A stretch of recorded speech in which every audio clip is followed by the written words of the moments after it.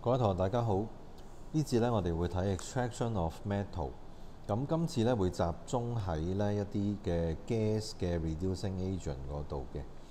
咁而我哋常用嘅 gas 嘅 reducing agent 咧就包括咗係 hydrogen 啦。咁不過咧佢哋係各有各嘅 power 嘅。咁 hydrogen 咧就會係由 iron 至到咧係 copper 都 OK。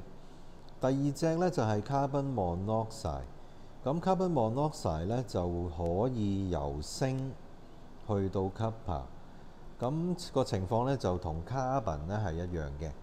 咁碳 gas 原來都得嘅喎，因為咧其實碳 gas 入邊咧最主要嘅兩隻成分係 hydrogen 同 carbon monoxide。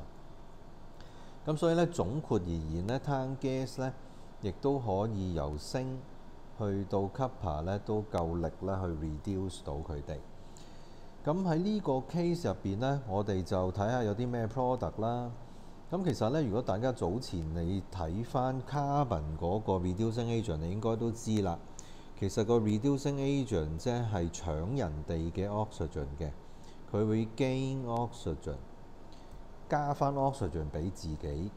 咁所以咧，如果嗰個 reducing agent 係 hydrogen，咁個 products 咧就會係水搶咗 metal oxide 嘅 oxygen。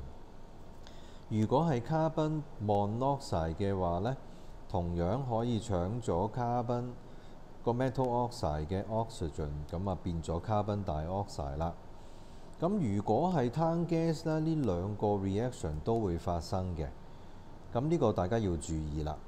另一個要注意嘅地點呢，就係佢呢個嘅 reaction 呢，最好係喺 fume cupboard 度進行啦。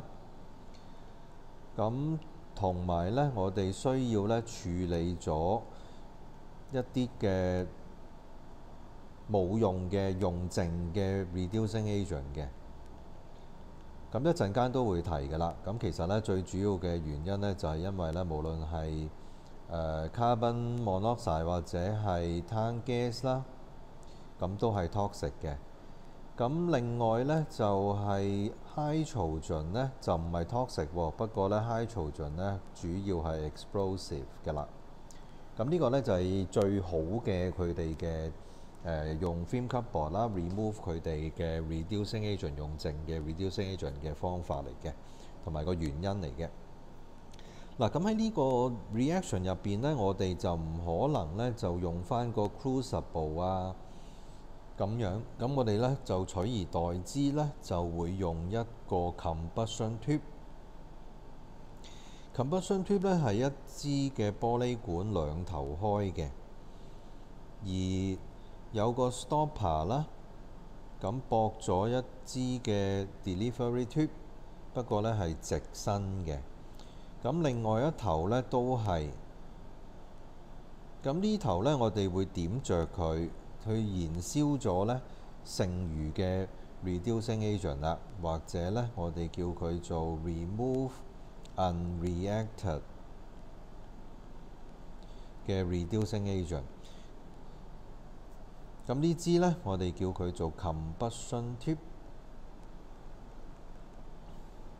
咁 gas 嘅處理係比較麻煩啲嘅，咁大家都需要學一學啦。咁而個 metal oxide 呢，就會喺呢度呢揾一個 container 裝住佢啦。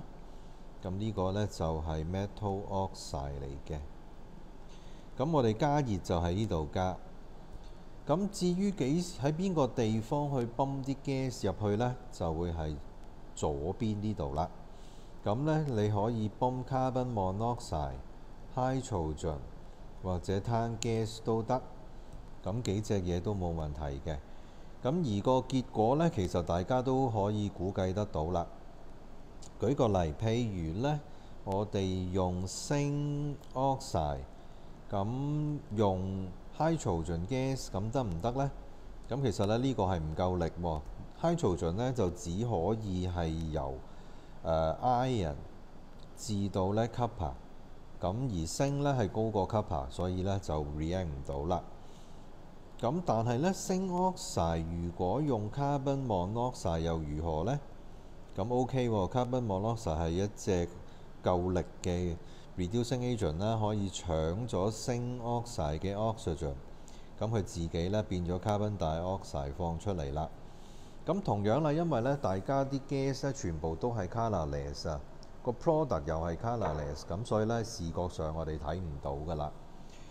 好啦，咁如果我哋用另一隻咧，譬如舉個例啦，今次咧就揀翻 iron 2 oxide hydrogen gas，咁又如何呢？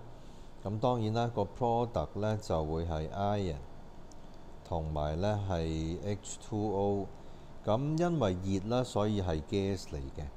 咁大家都可以喺條 equation 度咧就加翻個三角仔，就代表咧呢個 reaction 係需要加熱嘅。